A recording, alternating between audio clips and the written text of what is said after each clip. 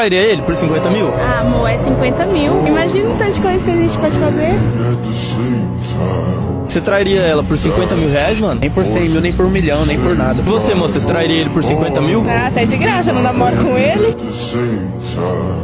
Você trairia seu namorado por 50 mil reais? Ah, eu acho que eu trairia, sim.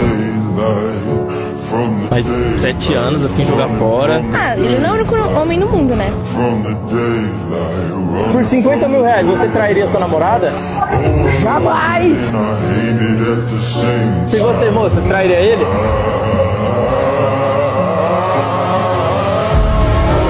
Trairia sua namorada por 50 mil reais? 50 mil é muito dinheiro, mas nunca. A gente tá pra casar, a gente é noivo. E você, moça, você trairia ele? Ah, é muito dinheiro, eu trairia, sim. Trairia ele? Ah, 50 mil, né?